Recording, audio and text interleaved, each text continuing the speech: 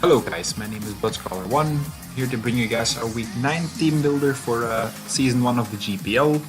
This week we're taking on Thehman 0454 and his Pittsburgh Steelix. We are 7-1 at the moment, he is 5-3 I think, so it's a conference matchup, so pretty important. If we win this, we are pretty much in playoffs. We could still drop out, but a lot has to happen for that. So yeah, let's hope we can win this and seal playoffs already. If we lose, it's not the biggest deal, but yeah. So let's try to make the best out of it, I guess. He's a pretty good player, so it might not be too easy this week. So yeah. Let's get into the team real quick. We're bringing Zygarde. We're holding a Yachi Berry, 1000 arrows, HP Fire, Dragon Dance, and Extreme Speed. Dragon Dance is for setup and Extreme Speed for priority.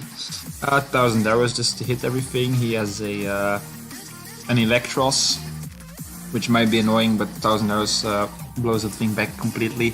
Hidden Power Fire is there for. He has a couple of mons that are.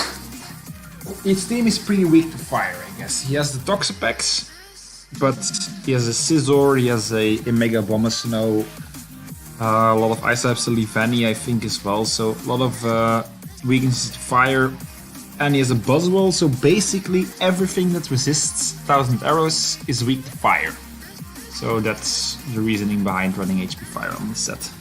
To be able to hit those, because 1000 arrows won't hit them as hard as we'd like to.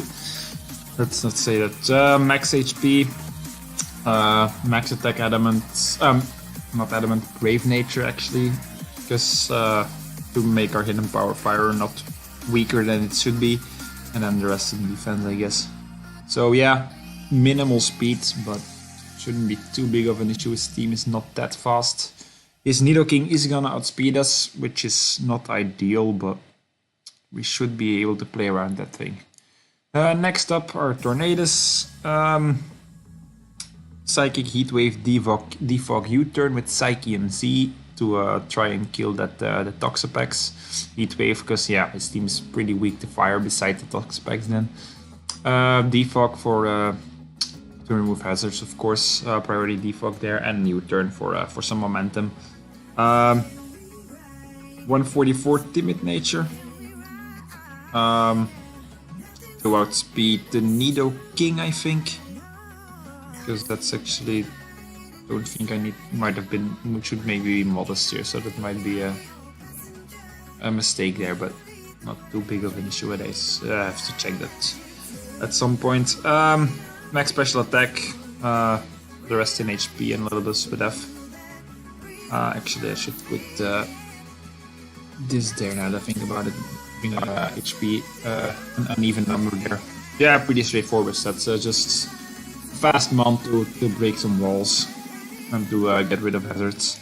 Next up are Mega Heracross, Close Combat, Earthquake, Missile, Aerial Ace. Aerial Ace is there for the Buzzwole, which it can't really touch us unless it runs Power Herb Bounce, I guess, which it could bring, but so gotta be careful of that, otherwise we wall the Buzzwole completely.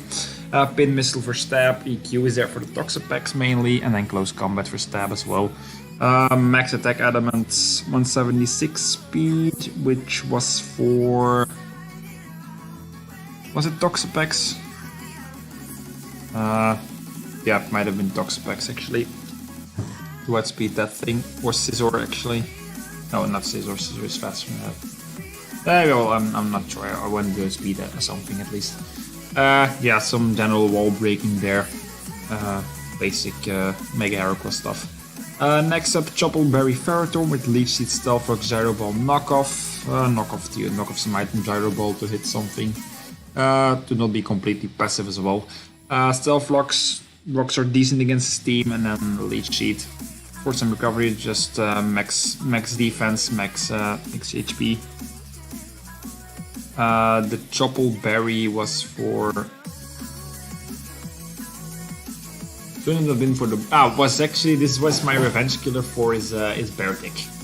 If he wants to bring that, he should run Superpower on it. I can stake a Superpower and I blow him back with Gyro Ball if he's in Hail. So that's quite good there. And this is what this is mainly for. Otherwise, just to get up hazards would be annoying, I guess. A fire move is gonna bop us as always, but we have to be careful about that. One might run anticipation in coming weeks to see those coming a little bit better. Next up, Tapu Fini, Max Pedef Fini, Nature's Madness Surf and dual screens. With lefties not running Light Clay because I do need some survivability because Fini gets no recovery, so I was back and forth about bringing Light Clay, but decided against it in the end. But yeah, dual screens, basically mostly for our Zygarde or McMortar, which the sets you will see in a second, which is pretty interesting.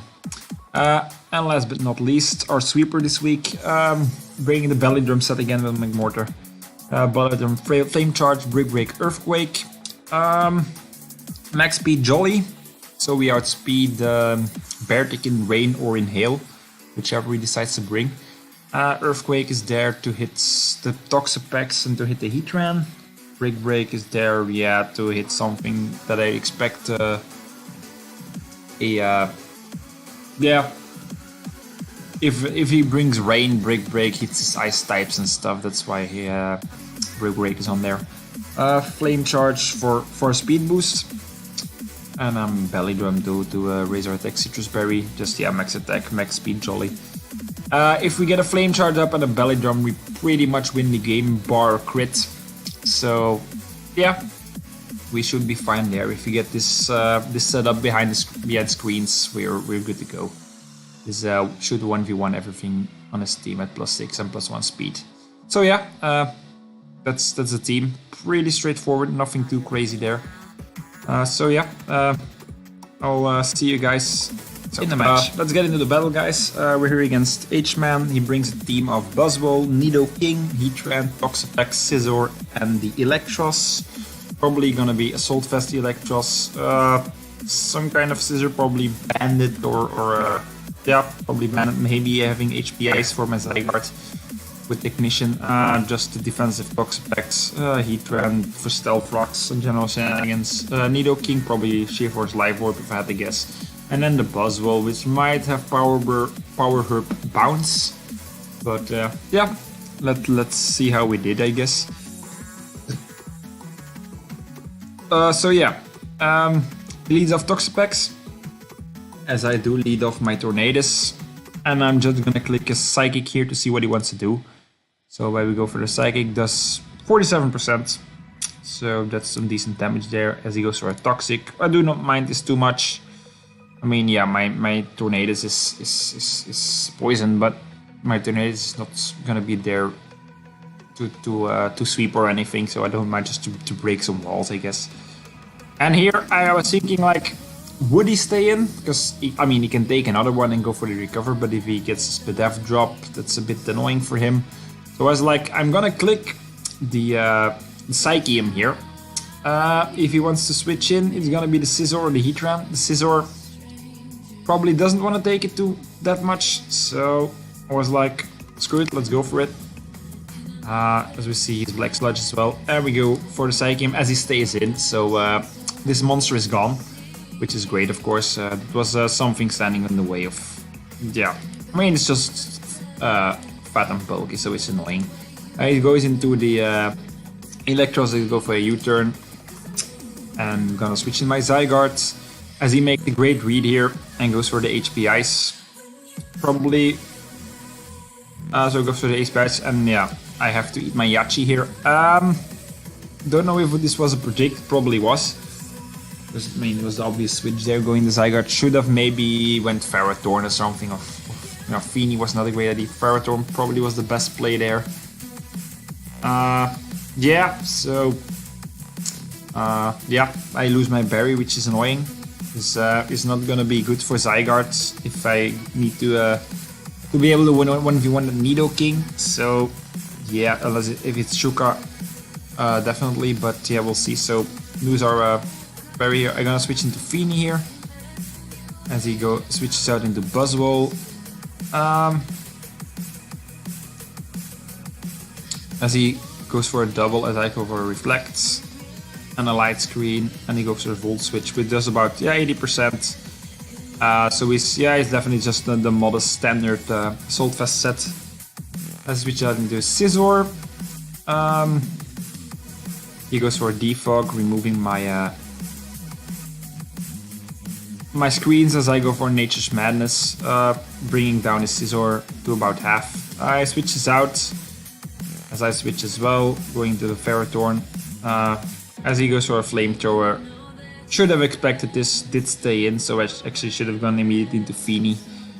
But, or the Zygarde again, but Feeny was the right play there, so yeah. Gonna let Ferrothorn go down once again, which isn't great. Didn't really get to do anything there. Yeah, as here, this is the play we were waiting for, I guess. I go into Zygarde, into Heracross, I mean. As he switches out his Electros, goes into his Buzzwole, again for a close combat, and we do, yeah, not much. Of course, decent damage for resisted hit, but still. And here is the play. I was like, is he gonna have the Power Herb bounce? And I should have scouted for it. So I should have immediately went into something else, but at this point didn't have too many great switches to a Power Herb bounce, to be honest. So I was like, yeah, well, let's risk it. If he has it, good prep on his part, but nothing on my team really wants to take it. Maybe Feeny, and Zygarde can probably take it, but doesn't want to take it. Because I need my Zygarde, so yeah. As he does reveal the Power Herb bounce, and down goes my Heracross, which has a decent matchup in this match.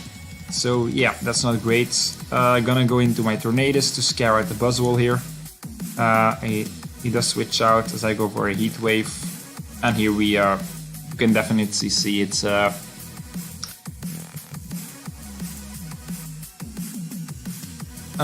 Soul Fest here, so as we do basically no damage.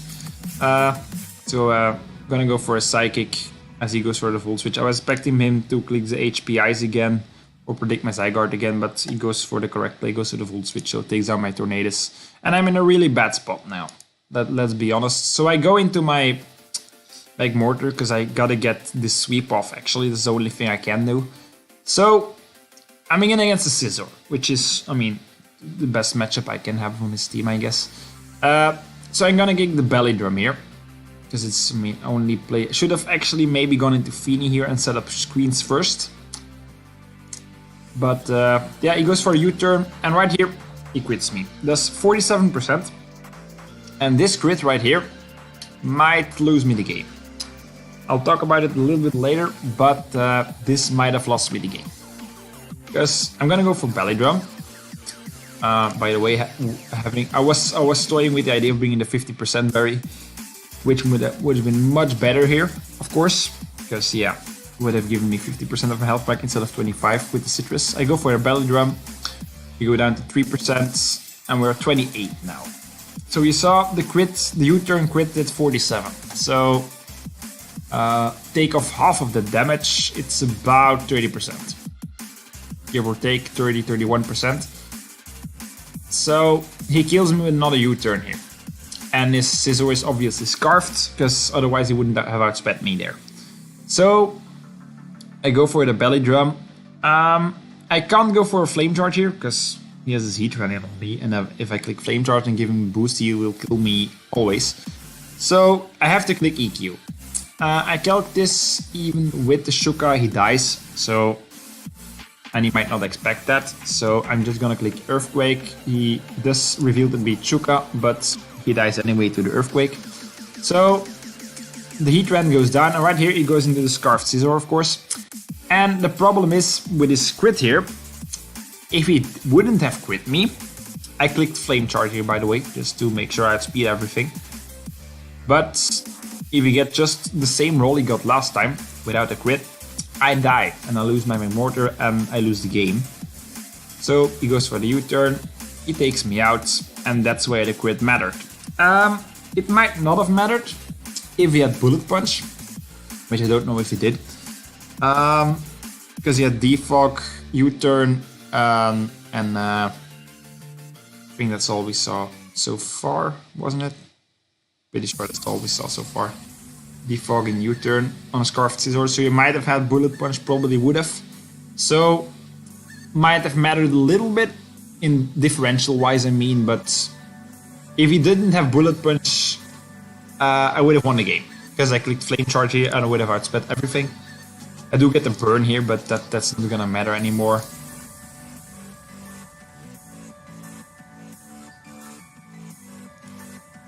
So yeah, he's just gonna do the Nidoking and basically he's gonna win with this.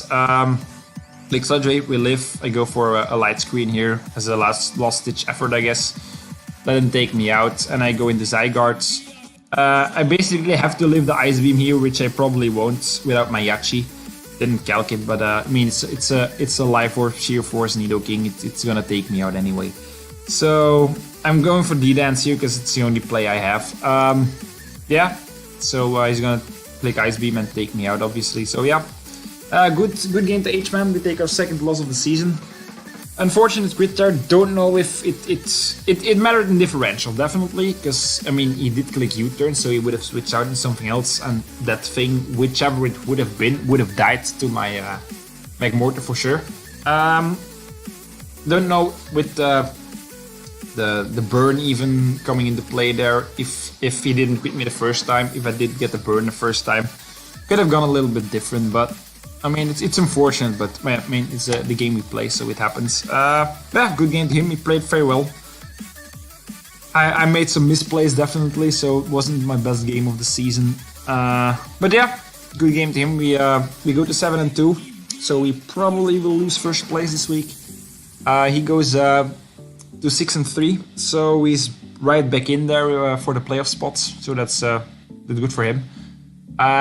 We're gonna be a little less safe at the moment. I think we might drop to third in our conference if the other two teams who are right behind us win, because they have about the same differential before this week, but they will if they win, of course. I lose 4-0, so I lose 4 differential.